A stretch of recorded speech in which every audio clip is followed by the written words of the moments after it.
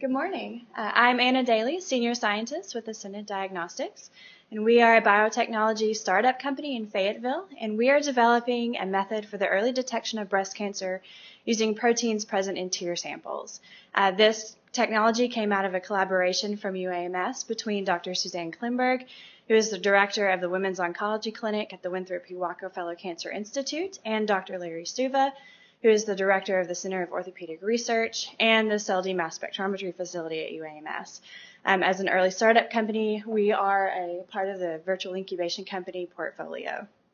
Today, I would like to talk to you about our technology and how our technology is meeting a vital need in the breast cancer screening market.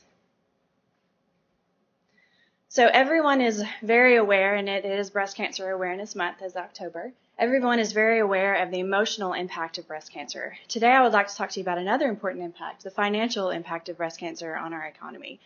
So you can see we spend an annual $228 billion on breast cancer treatment in this country. One of the ways to reduce that treatment is to increase early detection. Breast cancer treated at late stage is 37% more. Your hospitalization stays are longer, the surgery treatments you need are longer, and the medications you need are more expensive. So if we can increase early detection, we can decrease the amount of money spent. Another way we can decrease money, you can see there, $1.6 billion is spent on evaluating false positives from mammograms. That comes in because if you have a mammogram and you have a false positive, you're going to have a biopsy, which is painful. You may have to go in and have further imaging, such as CT or MRI, and all of those are more expensive. So we're looking for ways to reduce the amount of money we're going to spend, and also, if we can increase early detection, we will save lives. So, what is the biggest problem we need to address? Well, currently the gold standard in screening is mammography for breast cancer. And as a general opinion, mammography is not sufficiently effective. And these are some of the reasons why. So a lot of women have dense breast tissue. And so I have a series of images here from A to, as you proceed across the screen to image D, we have increasing breast density. So as you can see in image D, if you have very dense breast tissue, it is almost impossible to image a suspicious area or a tumor in that. So those women that have dense breast tissue, there's no effective screening method. Some of the other problems with mammography, we have a size limitation in the tumor size that can be detected. It's usually about 2 centimeters in size, and if you have a slow-growing tumor, by the time it reaches 2 centimeters in size, it could have been in your system for almost 7 years. Mammography equipment is large and bulky. It's not easy to move around, so it's usually sustained in a facility. Lots of women don't have access to those facilities. In the state of Arkansas alone, 25 counties do not have access to mammography. Mammography is painful. Any woman you talk to that has had a mammogram will tell you it is not a pleasant experience. It's equivalent to compressing the breast tissue with a 40-pound car battery. Does not sound like something I'm interested in doing for every year. It's expensive. If you don't have insurance coverage, a mammogram can cost anywhere between $200 and $225. And if we know now in this country, lots of women don't have insurance. And even that statement below that, even of the women that do have insurance coverage, so this is a recent study, half of those women don't have mammograms done yearly. And I mentioned previously, for each mammogram you do, there's a 5% chance that you will get a false positive. And if you accumulate all of the scans that a woman will have over her lifetime, there's a 50% chance that one of those will come back with a false positive. There's a very high emotional impact of having a false positive from a mammogram. It takes quite an amount of time before you can evaluate that false positive. You could be waiting up to a month, maybe a month and a half before you know if you have breast cancer or not. And really that is just not acceptable. So there is a need for an inexpensive, highly accurate test that can diagnose breast cancer. So this is a technology that we're going to use. The collaborators at UAMS were able to determine, they did a simple tear collection from patients that came into the Women's Oncology Clinic. They used mass spectrometry, and at UAMS they used a Cell-D technology, which is surface enhanced laser desorption ionization mass spectrometry. Basically it's a different method that we're going to use in Fayetteville, but what we're looking at is mass of proteins. So we're going to look at a protein profile. And when you do this mass spec, you can see the different proteins, their sizes that are in the tear sample. So I have just a brief description here. In the blue, you can see this is a woman that has breast cancer. So this is what her profile would look like in a certain region of the mass spec. And then in the red, you can see a woman who doesn't have breast cancer. So we can see a distinct difference. So that's the sort of technology that we're going to be utilizing. And Ascendant has partnered with the statewide mass spectrometry facility at the University of Arkansas. And so we will be using MALDI mass spectrometry, which is more common in medical diagnostics, and it's a more accepted procedure by the FDA. Why tears? We're looking for something that's easy, non-invasive. Tears are easy to collect. It's pain-free, non-invasive, as I said. We can get proteins in high concentrations, and the test prep from the time you collect a sample to the time you actually run it into the instrumentation is very easy compared with blood or urine and other types of bodily fluid tests. And we feel that it is more likely that how much more likely would it be for a woman to go into a clinic and give a tear sample than to have a mammogram. So we're hoping that with this test, we can increase the rates of screening and increase that early detection rate. So I have some modifications to my slide there. But so this is our idea for our first test, which is the mass spec-based test. So physicians, clinics, and hospitals will be supplied with a kit that would have everything they need to collect the sample and to send it to the lab. They could collect the sample, ship it to the centralized facility where the mass spec would be carried out, and then we would evaluate those, interpret the data, and send it back to the clinic where they could then give it to the patient. I've included some information here just to further drive home the point that mass spectrometry is common in the medical diagnostic market. Lots of research hospitals have big mass spectrometry research labs that they're used to dealing with. In private industry, it's also common. So Quest and LabCorp both have mass spectrometry-based tests. Most of the mass spec tests that are done today are small molecule, and we are going to be doing a protein-based test. The last company I've listed here, Peace Health Labs, is a lab that we are actually looking at partnering with, and they are helping us develop our test, and they are located in Eugene, Oregon. They're also a medical diagnostic company. So option 2 that we're looking at for future testing would be so right now we have the protein profile, so we can see the masses of the proteins that we're interested in. And we would like to determine the identity of those proteins. What that's going to enable us to do is to develop an ELISA-based assay, so with an antibody, and we can incorporate that into a point-of-care diagnostic. And then so the physician would actually have an instrument in his office. And so yesterday you heard from Calvin, he talked about SFC fluidics. They're developing the BioSmart, which is now being used to develop biomarkers for TBI, traumatic brain injury, and we have been in discussions with SFC about incorporating a chip that could use our tear-based assay. So it would actually be in the clinic. So you would go in the clinic, you'd give your tear sample, and they could know the results immediately. So what are the competitive advantages of tear-based testing? Well, convenience. The patient only has to go to this primary care physician. It's more sensitive. Preliminary data from the CELD studies and the studies that were done at UAMS show a sensitivity of 80%. Mammograms have a sensitivity anywhere between 43 to 77%, depending on your tissue, your age type, and those sorts of factors. So we can eliminate the factors and just go with an 80% sensitivity. And that's before optimization, so we expect that our sensitivity will increase. Decrease the rates of false positive, and by that we can decrease that spending on having to go back and evaluate a false positive, and no pain. You just simply have a saline wash of your eye. It's quick and easy, and we can hopefully increase those early detection rates and increase survivability. So this is how we envision the incorporation of tear-based testing into the marketplace. So we have 3 groups of women that we're really interested in targeting. So we know that women over the age of 40 are encouraged to have annual screening done. We also have women at a high risk of developing breast cancer and women with dense breast tissue. So these last two kind of go together. I just have a quick illustration of that. So I have a young woman that I work with, and her mother developed breast cancer when she was 39.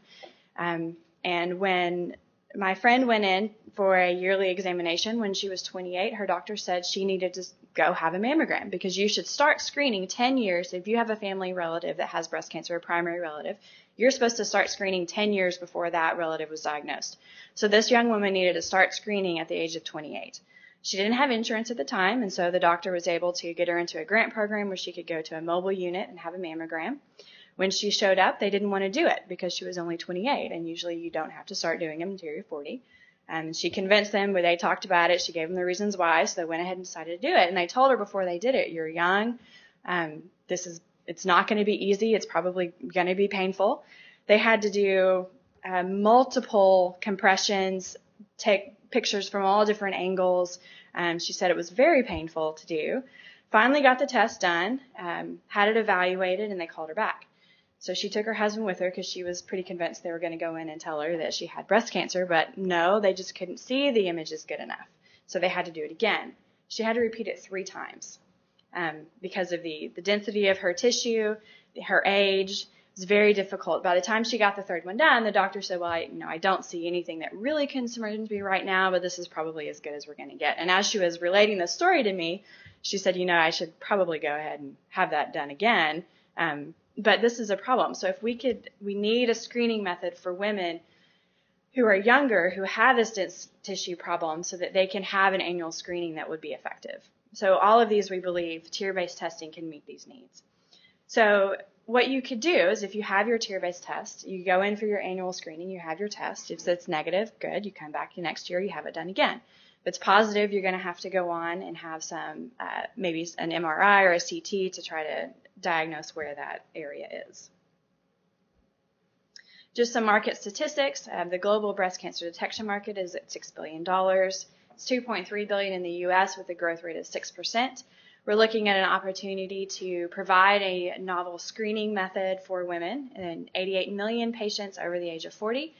Any woman that I've talked to about tier-based screening gets very excited about this opportunity. And so we have a large market potential, not only in the U.S., but also internationally. We have a talented management team. So you met Omid Moghadam yesterday when he introduced CardioWise. So he's also the CEO of Ascendant Diagnostics. Omid has a background in genomics as well as medical imaging. So he's a great fit for our company. I'm Anna Daly, and I'm the senior scientist. I'm a protein biochemist with an emphasis in structure and function of proteins. And then, of course, you've heard Kimberly Fuller mention quite a bit for our VIC companies, and she handles our market research and business development. And then as a VIC company, we also have the resources of all of the VIC staff. We are very fortunate as an early company to have a very talented scientific advisory board already put together. So we have both of our co-inventors on the board, Dr. Klimberg and Suva. Dr. Lay is the director of the mass spectrometry facility at the University of Arkansas, and he's also very excited about this project and been very instrumental in helping us set up our protocol. Mark Bogoski, who's a professor of pathology at Beth Israel, also of genomics and bioinformatics at Harvard University. Steve Erfurth, who is at Peace Health Labs, who I mentioned before, is very interested in partnering with us on this project. And Robert Ellis, who's the director of product and development at AB Sciax. And AB Sciax is a mass spectrometry instrumentation company, and they are also interested in helping us with our samples. So currently we have funding. We just received an investment from ASTA, which we're very excited about, which has enabled us to start our first clinical trial and collecting the first 300 samples from the Women's Oncology Clinic. So we're partnering with Dr. Klimberg on that. And we have already started getting our control samples, or our baseline mass spectrometry, done at the University of Arkansas, and actually having that enabled us to actually have a small lab at the research park at the university. So we are seeking today an investment of $450,000. This would enable us to complete our mass spectrometry protocol, as well as begin the necessary work of determining that biomarker identification and putting together the ELISA-based platform. So if you have any further questions, Omid and I would be happy to answer those. And I'd just like to remind you that early detection not only saves lives, but will save money. And with that, I'll be happy to take any questions.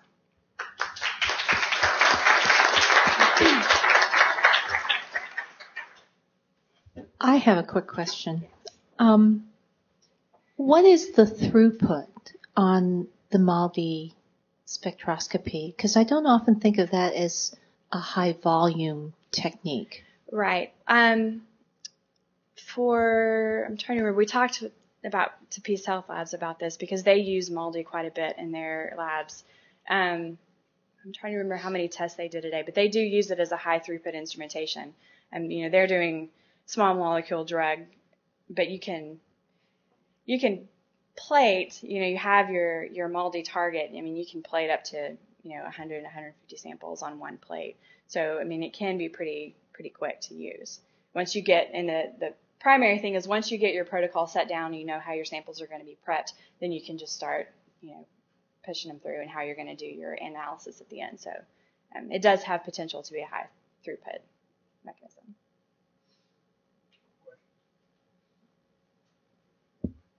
Hi, great talk. I had a question about specificity of your assay. How specific is it to breast cancer proteins? Could this also be developed down the road to diagnose other forms of cancer?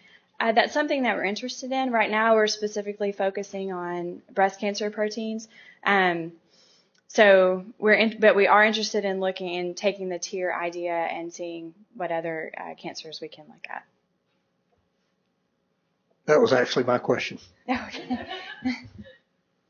And I've always been very curious about sort of the stability of that sample and how, the original idea was sort of that you could collect samples in the field, for example. Women Right. could sort of collect them, put them in the proper container, and then send them to a lab for analysis. That's a great question, and that is something that we are going to be looking at. So we need to determine how fast we need to have those shipped, what different conditions are going to do to the tier samples. So those are all things that we're going to be looking at. So your model now is to link to you're linked to the clinic, and you're in the first phase. Right. Anna, you may have covered this already, but how early can you detect cancer? Do you have an early a record for early detection? Well, in so the preliminary data that they did at UAMS, they looked at cancers in all ranges and sizes. So we are going to focus on women. So our 300 samples that I mentioned there, we're going to focus on women who have tumors of 2 centimeters or smaller. So that would be stage 1, stage 2. So that's going to be our primary target. Can you give us an idea between the cost differential between a mammogram and your tier diagnostic? Yes, a mammogram is usually about $200 to $225 a test. Mass spec-based tests are usually about $50, so we're looking at anywhere between $65 to $100 depending on what sort of process has to go into that. So another question is the money that you're requesting now, or you're seeking, which is about $500,000, is really to finish the initial development. Is that correct? Yes. Before preclinical testing? Yes.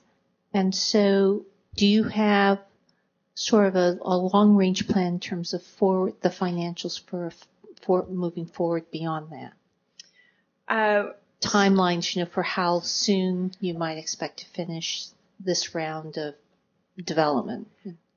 So we would like to have the research and development done for the MALDI based. It all depends on, getting those tier samples in and being able to start the experiments. But we would like to have the MALDI based protocol put together probably within the next year to year and a half if we can do that.